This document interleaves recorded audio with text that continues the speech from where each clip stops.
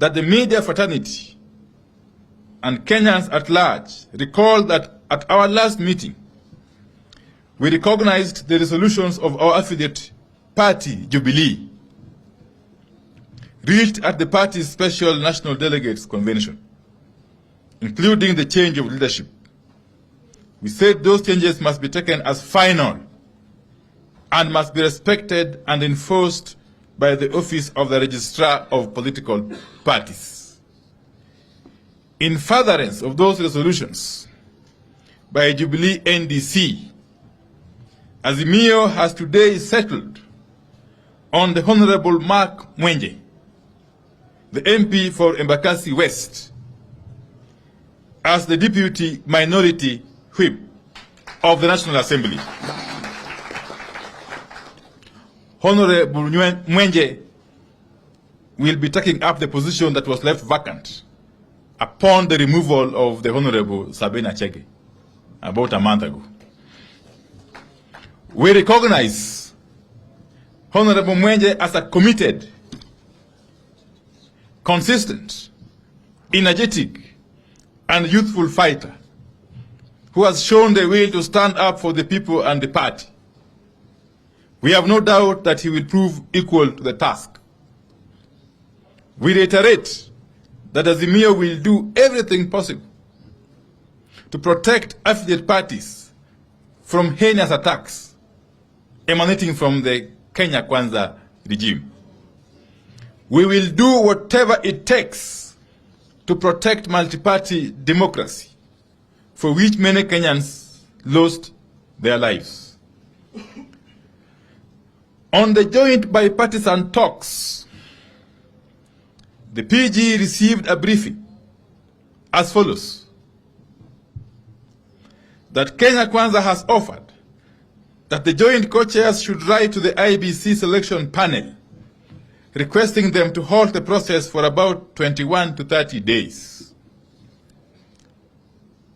To preserve the IEBC's presidential election servers, the Kenya Kwanza side has expressed willingness to co-author a letter to the IEBC reminding them of their legal obligation to preserve the presidential election servers and the data contained therein.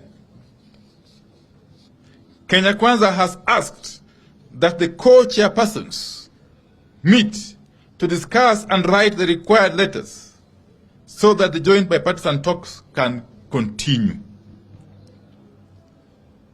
With regard to interference in Jubilee, the Kenya Kwanza has indicated willingness to commit in writing to respect the ruling of the political parties' disputes tribunal, confirming the Jubilee Party leadership.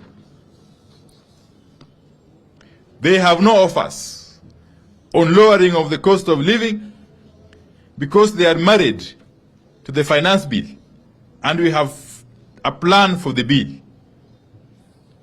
The PG has noted the two concessions made by Kenya Kwanza. It is, however,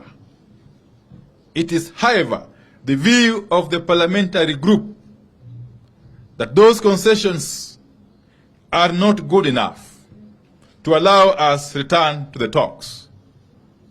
It is also our position that the finance bill as presently crafted must be withdrawn and replaced by a bill that appreciates the suffering of the people, the people of Kenya are going through. The bill must be withdrawn in totality and be reintroduced afresh in a manner that is sensitive to the plight of the poor Kenyans. Indeed, the Azimio MPs have resolved to sign a public pledge to oppose the bill, awaiting its withdrawal. Indeed, many other MPs, other than those from Azimio, are equally prepared to do this.